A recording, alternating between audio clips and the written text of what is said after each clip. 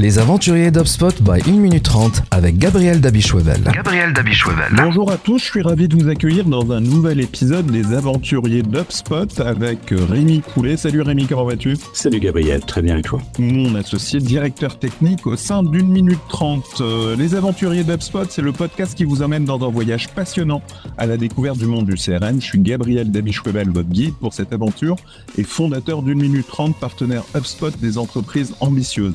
Aujourd'hui, on va parler de TCO, mais que ce soit pour le conseil, l'intégration, la formation ou en tant qu'agence, 1 minute 30 sera à vos côtés à chaque étape de votre aventure. Notre mission est simple, vous aider à dépasser les objectifs de votre investissement HubSpot. C'est vrai que j'ai pas bien annoncé le sujet aujourd'hui, mais c'est pas grave, on va se rattraper.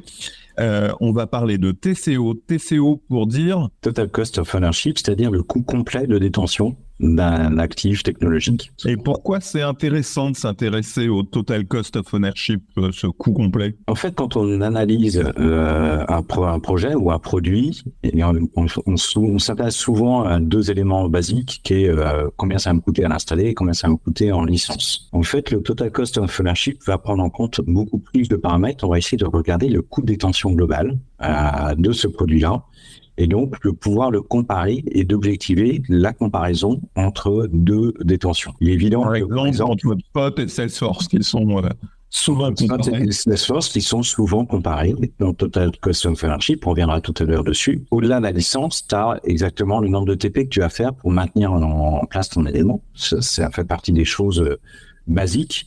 Mais derrière, on va pouvoir découper élément par élément, phase par phase, ton coût complet de détention. Pour bien comprendre, ce TCO, c'est pas la même chose que le ROI ? Non, le ROI, ça te donne en fait le retour sur investissement. Le ROI va prendre en compte le TCO d'un côté, mais il va rajouter en fait toute la valeur ajoutée que tu as créée. Donc le chiffre d'affaires complémentaire, le gain de productivité que tu vas faire. Éventuellement, dans les ROI, tu pourrais même rajouter des frais ou des apports sur la rétention de tes salariés. Tu as des ROI directs et du ROI indirect, ce qui est mesurable en termes de chiffres et ce qui est moins mesurable en termes de satisfaction client, en termes de satisfaction salarié, qui peut avoir des effets beaucoup plus long terme. Le TCO, c'est la partie coût du ROI, mais ça ne prend pas de fait en compte la dimension bénéfice pour l'entreprise. On est vraiment que dans le calcul des coûts. Exactement. On est dans du négatif et on reste négatif toute la session. Ah non, il y a un petit plus, on va en parler à la fin. Ouais. Commençons cette analyse du TCO en s'intéressant aux coûts initiaux. C'est quoi les coûts initiaux qu'on a dans un logiciel ? Et on est vraiment sur du logiciel comme HubSpot, du logiciel SaaS, donc à l'abonnement. On pourrait avoir d'autres logiciels avec des frais de licence, mais là, on est plutôt concentré sur ceux qui sont à l'abonnement. Donc, c'est quoi les coûts initiaux ? En fait, dans le setup, tu as déjà basiquement le coût projet. Donc souvent, c'est un coût externe qui te donne en fait un premier coût direct qui est facilement mesurable. Le deuxième, dans ce coût projet, tu peux avoir un coût de migration. Quand tu passes d'un outil à un autre, tu as un coût supplémentaire de récupérer tes données pour pouvoir les intégrer dans le nouvel outil. Et donc ça, ce coût de migration, il n'est pas à négliger parce qu'il peut être douloureux. Et notamment quand tu as des systèmes complexes, tu peux avoir beaucoup de choses à migrer. Le coût projet, c'est ce que nous, 1 minute 30, facturons à nos clients, c'est ça, au démarrage ? C'est exactement ça. Et puis la migration, quand on le fait pour nos clients. Oui. Le coût de migration fait partie aussi des coûts souvent externes. D'intégration, etc. Le troisième, c'est le coût de gestion de projet interne. C'est souvent du temps de l'équivalent temps plein de différentes personnes qui peuvent être un chef de projet, qui peut être côté SI, qui peut être différents métiers, etc. Qui sont toutes les réunions, tout l'encadrement que tu vas faire au niveau maîtrise d'ouvrage et équipe interne pour mener à bien le projet. Ça, c'est le troisième coût. Quatrième coût, toujours dans le setup, tu as le coût de formation. C'est-à-dire le coût de formation, c'est ni plus ni moins, tu as des équipes qui sont un outil, ils ont besoin de maîtriser le nouvel outil. Ça peut être des coûts de la formation des administrateurs, de la formation des métiers, de la formation des différentes équipes. Et ça c'est aussi un des coûts de setup. Et le dernier coût de setup, un coût interne et un coût qui a un coût externe. On facture de la formation, mais c'est aussi un coût interne parce que pendant ce temps-là, les collaborateurs qui sont formés ne travaillent pas et ne font pas de vente. Ils sont formés au sales, etc. Exactement. Et puis, tu as un coût de latence qui peut être direct, c'est-à-dire le fait que tu coupes un système et que tu attends 2-3 jours pour mettre en place l'autre système. Ça arrive. Et donc, dans ces cas-là, tu as un coût direct qui est pendant 1 ou 2 jours, les personnes n'ont pas les éléments. Et puis, le deuxième coût direct, c'est la capacité ou la vitesse de monter en compétence des équipes de façon à devenir 100% opérationnel sur un nouvel outil. Tout ça, ça te donne en fait le coût de passer d'un système A à passer à un système B qu'on résume sous le coût de projet ou setup. Et quand on creuse ce coût et qu'on essaye de comparer avec Salesforce, entre HubSpot et Salesforce sur les éléments qu'on vient de décrire, Alors, et à quoi? J'ai toujours la même anecdote, c'est que la même image, c'est que HubSpot est un Playmobil, là où Salesforce est un Lego. Salesforce, tu sors Salesforce de ta boîte, tu as plein de pièces de contrôle et tu vas créer la maison à ton image et tu vas prendre du temps pour la créer à ton image. HubSpot, contrairement à moment, tu sors le Playmobil de ta boîte, tu peux déjà jouer avec et puis au fur et à mesure, tu vas l'enrichir. Quand on compare en fait les coûts de projet, ils peuvent être assez similaires entre un Salesforce et un HubSpot, mais pour autant, tu vas gagner en fait de la valeur ajoutée dans HubSpot plus tôt parce que notamment, tu peux jouer avec ton Playmobil dès que tu l'as sorti de ta boîte. C'est-à-dire que les coûts de migration, les coûts d'intégration, les coûts de formation, ça peut être relativement similaire entre HubSpot et Salesforce, selon le degré de personnalisation, parce qu'effectivement, si tu as une boîte avec 1000 briques de Lego, ça va être plus compliqué. Mais en revanche, sur ce que tu appelais les coûts de latence ou les coûts d'apprentissage, on va pouvoir apprendre plus vite sur HubSpot, monter en compétences plus vite. Oui, puis tu as un outil qui est quand même beaucoup plus ergonomique que HubSpot. Donc, tu as un vrai gain effectivement de monter en compétences et tu as moins de risque projet, puisque tu sais que quoi qu'il arrive, ton Playmobil, il fonctionnera, alors que ton Lego, si tu es fatigué, au bout d'un moment, tu n'auras pas fini de monter ta maison. Et ça, c'est la grosse différence. Maintenant, passons au running cost, au coût opérationnel. Là aussi, on en a pas mal. À commencer, bien sûr, par les abonnements au logiciel. Là, on rentre dedans. Celui que tu vois en direct, c'est ton coût de licence qui est parfois associé d'un coût de maintenance, c'est-à-dire d'hébergement, de maintien en condition opérationnelle de ton écosystème qui sont des coûts externes. Les frais de licence plus les frais éventuellement d'hébergement de solutions ad hoc, de connecteurs et de choses comme ça que tu as dans ton écosystème. Ça, c'est les deux premiers. Nous, à côté d'HubSpot, c'est les coûts. Exactement. Donc ça, c'est les coûts externes qui sont assez faciles. Et pour autant, en fait, tu as en pendant pas mal de coûts internes associés qui sont, alors les plus simples, c'est le coût de la gestion comptable. Derrière, tu as une analyse comptable de ton système, tu as la facturation, donc les paiements de tes licences, etc. Les échéanciers, mais souvent, tu as associé à une plateforme. Tu peux avoir, par exemple, sur un écosystème Salesforce, souvent un administrateur Salesforce à mi-temps ou à plein temps qui va gérer ta plateforme au quotidien. En fait, c'est un vrai coût complémentaire qu'il faut pas oublier. Alors, bien entendu, ça peut être aussi en externe, mais c'est un vrai coût à ne pas sous-estimer.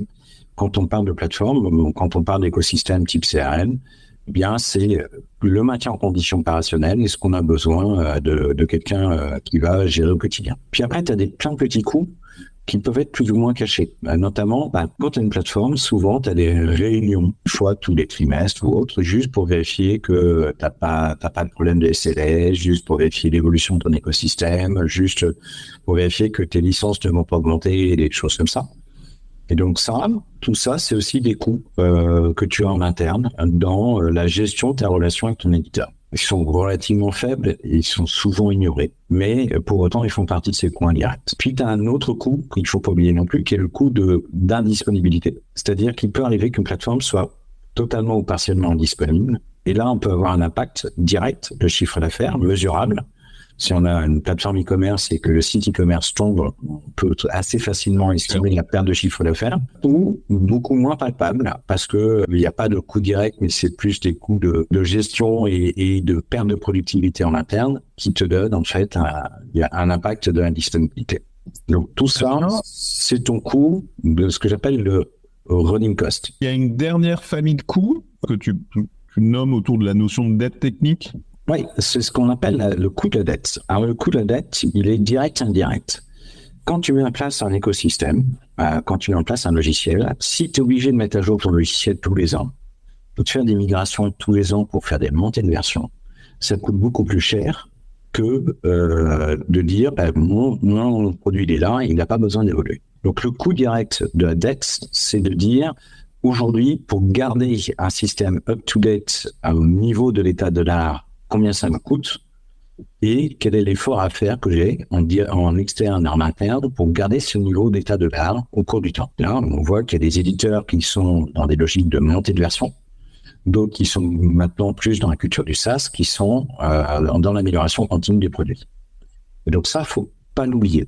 Et puis on a un deuxième coût indirect, c'est que non seulement le logiciel peut monter de version, mais tous les systèmes connectés peuvent changer de version. Donc dans la dette technique, c'est aussi quelque part la dette indirecte qui dit j'ai aujourd'hui un HubSpot connecté avec un Sage, j'ai un Salesforce connecté avec un Adobe Campaign. À chaque fois que je fais évoluer de version un système ou autre, quelle est l'adhérence que je vais avoir et donc quel est le degré d'agilité dans mon récit que je vais avoir qui va me permettre de gérer proprement cette dette. Est-ce que ça va me coûter cher dès que je vais faire évoluer un système connexe? Et ce qui est vrai pour Adobe est vrai pour Stripe, vrai pour plein d'autres choses. Est-ce que à chaque fois qu'il y a un autre système qui monte de version, j'ai besoin de vérifier que mes connecteurs soient à jour, j'ai besoin de faire une analyse d'impact, mais j'ai aussi besoin d'avoir un coût complémentaire éventuellement pour gérer cette montée de version et rester compatible. Et si on compare ce qu'on n'a pas fait sur la dimension coût opérationnel et la dimension coût de la dette, HubSpot et Salesforce? Alors, sur le coût de la dette, on a souvent tendance à... Salesforce, pendant très longtemps, était dans des logiques de montée de version. Et puis, Salesforce, la logique commerciale est un peu plus complexe à comprendre et analyser que la logique commerciale d'HubSpot. Mais souvent, le coût de gestion de montée de version et de coût de la dette côté Salesforce est plus lourd. On le voit d'ailleurs dans les délais de migration d'un HubSpot et d'un Salesforce vers un système tiers. Il est souvent plus long et plus complexe de migrer depuis Salesforce que depuis HubSpot. Bon, ça reste des projets complètement gérables, hein, mais ça a un vrai impact. Et puis, quelque part, il y a aussi un impact d'analyse, c'est-à-dire que la plupart du temps, les gens sont assez sereins quand il s'agit de migrer d'HubSpot vers autre chose. Et ils sont assez tendus lorsqu'il s'agit de migrer de Salesforce vers autre chose, tout simplement parce que Salesforce paraît comme un système plus complexe. Alors, est-ce que c'est vrai, c'est pas vrai, ça c'est un autre débat, mais il est comme en fait présenté comme un outil plus complexe au sein du SI. Donc là, tu as évoqué les coûts de la dette et sur les coûts d'opération? Ce que je disais tout à l'heure, c'est que souvent sur Salesforce, tu vas avoir un administrateur Salesforce à temps partiel, donc ça, faut pas l'oublier. C'est que globalement, tu vas gérer un peu tes outils, de toute façon, d'une manière ou d'une autre, tu les gères, tu as une vraie logique de maintien en conditions opérationnelles et de suivi. Donc, après, c'est aussi... Moi, je connais un de nos prospects qui aujourd'hui a 100 000 euros de coûts opérationnels sur Salesforce, juste pour gérer les évolutions, entre autres parce qu'il n'a pas... les équipes internes ne sont pas autonomes, le fait de travailler sur Salesforce demande des compétences un peu plus expertes, des formations un peu plus abouties, ce qui fait que ne serait-ce que pour changer un workflow, pour faire évoluer des automations, des process, etc., ils sont obligés de faire appel en permanence à des externes. Complètement, mais en fait, ça c'est aussi un peu lié à quelque chose qu'on met un peu moins dans le TCO, qui est l'agilité que tu as. Au-delà dans ton TCO, tu as vraiment tes coûts. Après, le prix de ton agilité pour arriver à un niveau suffisant, où en fait, le fait d'être plus agile ou moins agile, le fait d'être mieux disant fonctionnellement, moins disant fonctionnellement, d'avoir des commerciaux qui seront plus performants, etc., rentre pas un peu moins dans tes CO. Donc, une partie de ces coûts de 100 000 euros récurrents, il y a une partie qui est vraiment la partie maintien en conditions opérationnelles, puis il y a une partie qui est le prix d'agilité, où là, on peut avoir un vrai débat de est-ce que c'est le minimum dont j'ai besoin d'entreprise ou est-ce que c'est un confort que je me prends en complément. Il y a très pareil sur HubSpot, on peut avoir des personnes qui décident d'outsourcer une partie de leur travail au quotidien, de leur création d'emails et autres. Est-ce que ça fait partie du total cost of ownership? C'est un débat. Dernier petit point, le petit élément bonus sur le TCO, donc qui va être en négatif et donc en positif en fin de compte, c'est les économies que tu fais, non pas en termes de performance, mais sur les autres solutions. Oui, le remplacement des assets, ce qu'on appelle le remplacement des assets, c'est-à-dire tu mets en place HubSpot, par exemple, tu avais Microsoft Bookings pour la gestion de tes rendez-vous commerciaux, tu décommissionnes Microsoft Bookings et tu peux gagner. Et c'est ce qui est vrai pour Bookings, c'est vrai pour d'autres solutions. C'est-à-dire que quand tu mets en place ton outil, tu peux décommissionner certains autres outils qui deviennent redondants. Et donc, forcément, tu fais une économie. Et donc, ça fait partie du côté positif et le seul chiffre positif dans le calcul de ton TCO. Bon, ça me semble plutôt clair, cette vision d'ensemble entre les coûts initiaux, les coûts induits d'apprentissage, les coûts d'opération, de gestion et les coûts de dette. Est-ce que tu veux rajouter quelque chose sur le sujet du TCO, sur la nécessité de bien le prendre en compte pour faire un choix éclairé ?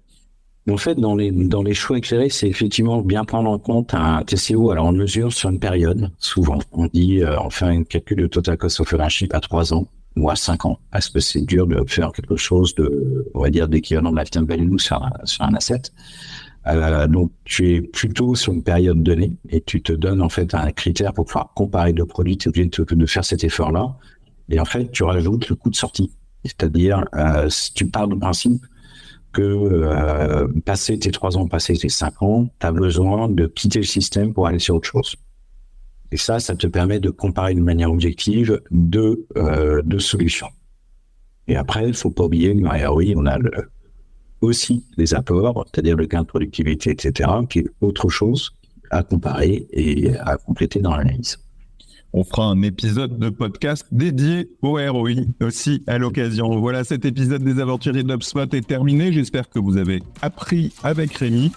Si comme nous, vous pensez que le CRM est une aventure et qu'il faut être bien accompagné, contactez-moi chez 1 minute 30. Mais avant de partir, n'oubliez pas que l'expérience est meilleure lorsqu'elle est partagée. Alors après l'épisode, relayez vos découvertes avec d'autres aventuriers et n'hésitez pas à liker, à partager et à laisser un commentaire sur la plateforme où vous consultez ce podcast. Merci beaucoup Rémi, salut, à bientôt à tous. Vous pouvez réécouter tous les épisodes de notre podcast sur Spotify, YouTube, Deezer et Google Podcast. Vous pouvez aussi visiter notre site web 1minute30.com.